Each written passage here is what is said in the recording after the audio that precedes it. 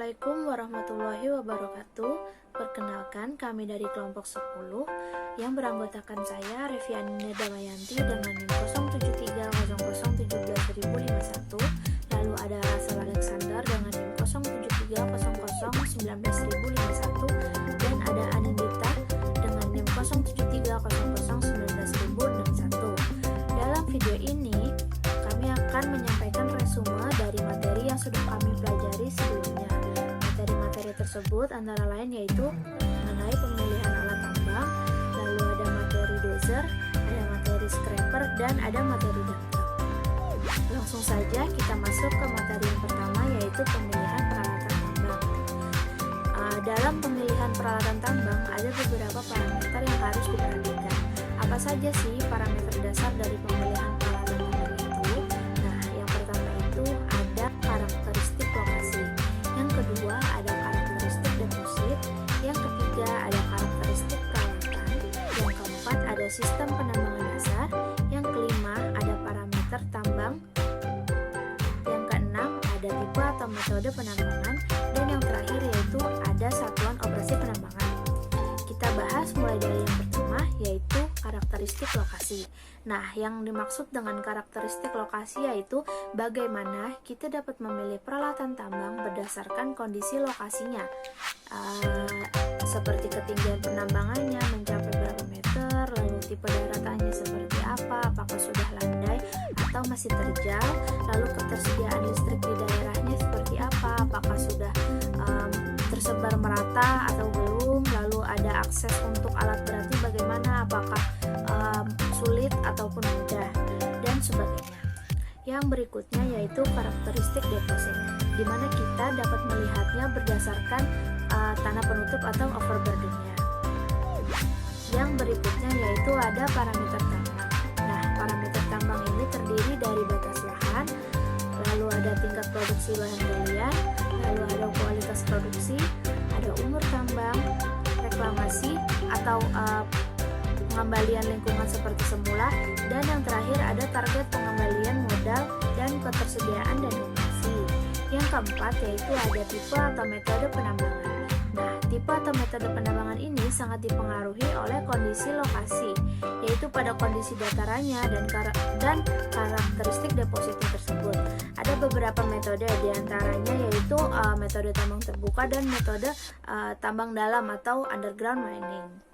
Yang berikutnya yaitu ada satuan operasi penambangan. Nah, yang dimaksud dengan satuan operasi penambangan yaitu tahap dasar yang digunakan atau memiliki kontribusi langsung terhadap ekstraksi bahan galian tersebut.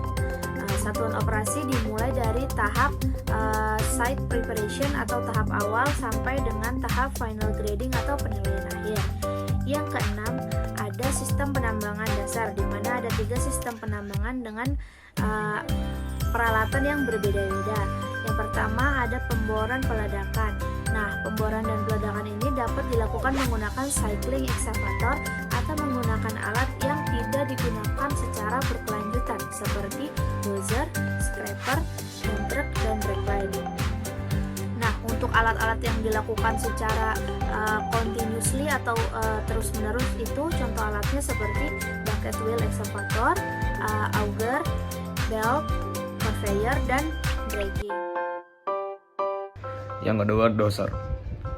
Dozer adalah traktor berjalan dengan menggunakan roda rantai atau roda ban yang umumnya digunakan untuk meratakan tanah, menggali dan menumbangkan pohon saat proses land clearing, di mana bagian depan dan belakang dapat ditambahkan perlengkapan tambahan seperti pisau atau blade yang digunakan untuk mengupas dan mendorong materialnya, ripper untuk membongkar material, dan winch untuk menarik material. Alat ini alat tertua pada industri pertambangan. Mari kita masuk ke tipe-tipe dozer. Yang pertama ada crawler dozer, di mana dozer ini berjalan menggunakan rantai, memiliki rangka yang sangat kaku dan gaya yang digunakan pada pengupasan, kemampuan manuver dalam kondisi curam, serta mobilitas untuk pindah ke area lain. Yang kedua adalah wheel dozer, di di mana doser ini berjalan menggunakan roda dan memiliki rangka articulate dan gaya yang digunakan pada pengupasan, kemampuan manuver dalam kondisi curam, serta mobilitas untuk pindah ke area lain. Apa saja komponen-komponen doser? Nah, kita dapat lihat yang pertama adalah blade yang memiliki fungsi untuk mendorong material yang bentuknya seperti serok terbuat dari besi. Dalam penggunaannya, blade dapat dibagi menjadi 4, yaitu straight blade yang digunakan pada proses pengupasan dan penimbunan tanah keras. Kemudian angel blade yang digunakan untuk menyingkirkan material ke sisi samping dan penggalian saluran dan pembukaan lahan. Selanjutnya ada U-blade yang digunakan untuk menahan material agar tidak keluar jalur. Lalu ada C-blade yang digunakan untuk mendorong scraper. Komponen yang kedua ada leaf cylinder yang memiliki fungsi untuk menggerakkan blade sesuai kebutuhan. Yang ketiga ada carrier roller yang memiliki fungsi untuk menahan mainframe dan track roller tetap berada pada posisinya. Komponen keempat adalah sprocket yang memiliki fungsi untuk menggerakkan track dan yang akan meneruskan tenaga putar dari mesin. Dan yang kelima ada mainframe. Mainframe yang memiliki fungsi sebagai alur carry roller dan merupakan bagian utama undercarriage pada doser. Selanjutnya ada komponen straight frame yang memiliki fungsi sebagai batang penyanggah blade untuk proses penggerukan dan pengangkutan material. Yang ketujuh ada track yang memiliki fungsi sebagai roda doser. Kemudian ada komponen cutting edge yang memiliki fungsi untuk meratakan permukaan tanah dengan baik. Lalu ada end bit yang memiliki fungsi untuk menyerok material agar masuk ke dalam blade. Dan yang ke-10 ada kabin yang memiliki fungsi sebagai tempat duduk operator dan ruang kendali doser. Dan yang terakhir ada engine yang memiliki fungsi untuk menghasilkan tenaga putar yang menggerakkan doser sesuai. Selanjutnya, pembahasan ketiga pada materi ini adalah scraper. Apa itu scraper? Scraper adalah alat berat yang menggunakan roda untuk mengangkut, memuat, dan membuang lapisan tanah yang tidak terlalu keras. Dilakukan secara individu atau tanpa dibantu oleh dozer. Scraper ini sangat cocok untuk pengerjaan tanah stripping topsoil atau pengupasan permukaan tanah serta perataan kontur sekeliling, penggalian untuk saluran drainase, dan penggalian atau penggulungan badan jalan. Apa saja sih kriteria atau karakteristik dari scraper? Yang pertama adalah kemampuan alat ini cukup unik karena dapat menggali material dengan lapisan tanah yang tipis. Yang kedua, ada pengangkutan hingga jarak yang tertentu. Yang ketiga, alat ini sudah digunakan sejak 80 tahun yang lalu. Kemudian ada ban karet yang bergerak sendiri atau self-propelled. Dan yang terakhir adalah kemampuan manuver yang tinggi. Mari kita lihat jenis-jenis scraper. Bisa dilihat yang ini adalah tower scraper, di mana pengoperasiannya itu harus dibantu oleh dozer karena tidak memiliki mesin. Jarak efektif kerjanya hingga 100-500 meter saja. Yang ini adalah motor scraper, di mana pengoperasiannya itu dapat menggunakan mesin tunggal atau mesin ganda. Dan motor scraper ini digunakan hanya untuk lapisan tanah yang tidak terlalu keras. Jarak efektif kerjanya yaitu 200-2000 meter. Kemudian ada tipe-tipe scraper. Tipe scraper dibagi menjadi 4 bagian. Apa saja sih tipe-tipenya? Nah, yang pertama ada single engine, yang dimana dua penggerak porosnya berada di depan dan memiliki tenaga 325-615 horsepower. Yang kedua ada dual engine, di mana dual engine ini bermesin ganda, yaitu berada di depan dan ada di belakang. Serta penggerak porosnya juga ada dua loh. Dual engine ini memiliki tenaga 280 hingga 950 horsepower. Kemudian ada elevating, di mana elevating ini bermesin tunggal atau satu, dan penggerak porosnya berada di depan. Elevator yang berada di atas berfungsi untuk membantu pemuatan. Elevating ini memiliki tenaga 150-550 horsepower.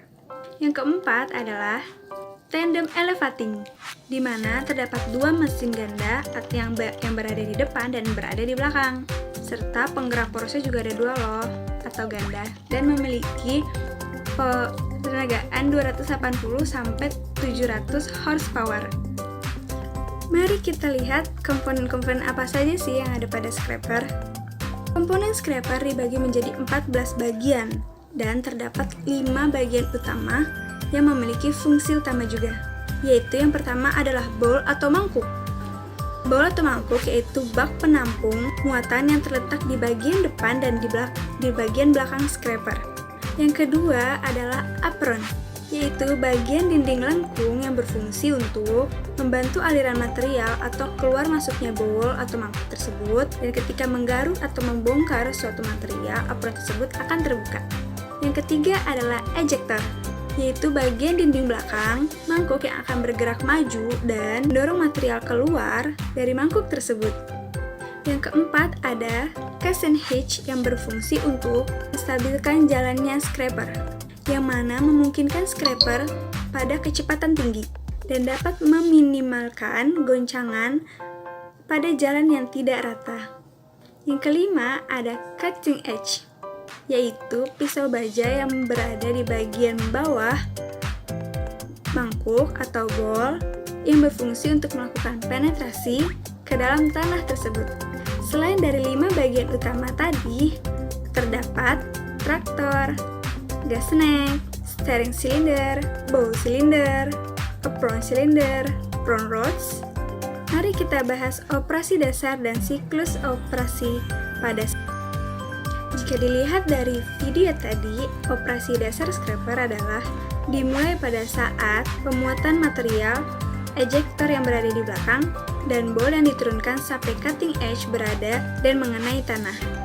Apron juga dibuka lebar, kemudian alat bergerak maju secara perlahan, dan pada saat alat bergerak maju, tanah pun masuk ke dalam bowl atau mangkuk tersebut. Ke dalam penetrasi tanah, gantung pada sejauh mana sih bowl tersebut atau mangkuk tersebut pada scraper ini diturunkan. Ketika pekerjaan muatan hampir selesai, bowl dinaikkan kembali dan apron juga turunkan untuk menahan material agar tidak berjatuhan. Pembongkaran material atau lapisan tanah tersebut dilakukan dengan menaikkan apron dan menurunkan bowl atau mangkuk sampai material dalam bowl keluar dengan ketebalan tertentu. Kemudian apron diangkat setingginya dan ejector bergerak maju untuk mendorong sisa-sisa material yang ada dalam bowl. Nah, pada saat pembongkaran selesai diturunkan, apron diturunkan, bowl dinaikkan, dan ejector ditarik kembali ke tempat semula. Nah, selanjutnya ada siklus operasi scraper. Siklus ini dimulai dari start cut hingga end cut. Apa sih maksudnya? Pertama-tama dilakukan di digging area atau pengeluaran material dalam lapisan tanah tersebut. Kemudian material tersebut diangkut ke dumping area atau tempat pemindahan lapisan tanah.